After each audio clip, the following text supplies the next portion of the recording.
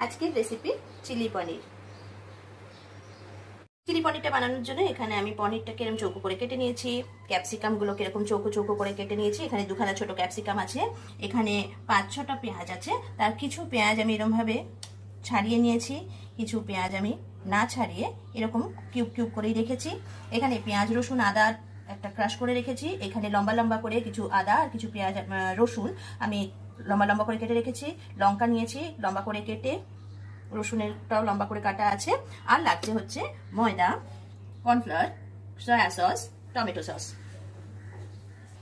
এবার পনিরটার মধ্যে আমি 1 চামচ ময়দার পরে 1 চামচ কর্নফ্লাওয়ার দিচ্ছি। এই পনিরটা হালকা একটু ভাজা হবে, খুব বেশি ভাজা হবে না, তাহলে একটা রাবার রাবার ব্যাপার এসে যাবে। হালকা একটা কোটিং এর জন্য এরকম এই ময়দা আর কর্নফ্লাওয়ারটা আমি দিচ্ছি। নুন দিলাম, একটু হলুদও দিলাম, সবটাকে একটা হালকা ভাবে একটু মেখে নেব। এবার পনিরগুলোকে আমি ভেজে নেব। এখানে কড়াই তেল দিয়েছি, হালকা ভাজা হবে। পনিরটা ভাজার আগে আমি যে পেঁয়াজগুলোকে কিউব করে রেখেছিলাম সেগুলো আর কিছু ক্যাপসিকাম আমি একটু ভেজে নেব। পনিরটাকে এভাবে হালকা করে ভেজে নিয়েছি। এবার এই কড়াতেই তেল দিয়ে আমি বাদবাকি এবার সবজিটা তৈরি করব। প্রথমে আমি এই ক্রাশ করা পেঁয়াজ রসুন আদাটা দিয়ে দেবো। এগুলো সবকিছু এভাবে হালকা করে ভেজে নেওয়া হয়ে গেছে। আদা পেঁয়াজ রসুন ক্রাশ এরকম হয়ে এসছে। এবার আমি এর মধ্যে এই পেঁয়াজগুলো দিয়ে দিলাম। এবার নুন হলুদ অ্যাড করছি। হলুদ খুব সামান্য পরিমাণে দিয়েছি, নুনটা আন্দাজ মতো নিতে হবে। এবার আমি এই রসুন আর আদা কুচিটাকে দিয়ে দেবো। এবার সয়া সস দেবো 1 চামচ, টমেটো সস দেবো, ভালোভাবে কষাবো।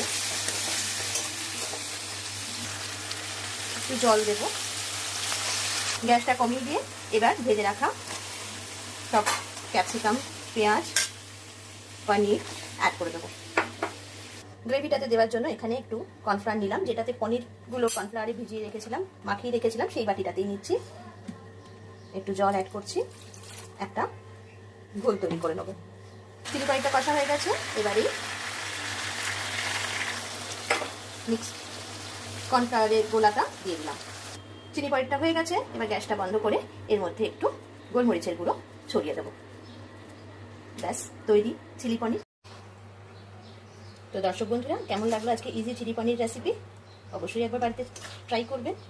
আপনারা যদি চান পনিরটাকে আরও কড়া করে ফুল কোটিং করে ভাজতে পারেন। আমি ভাজলাম না, কারণ ওটা শক্ত শক্ত লাগে বলে। এতক্ষণ আমার সঙ্গে থাকার জন্য, আমার সঙ্গ দেওয়ার জন্য থ্যাংক ইউ। আর আশা করি যারা নতুন বন্ধু তারা আমার চ্যানেলটাকে সাবস্ক্রাইব করে আমার সঙ্গে থাকবেন।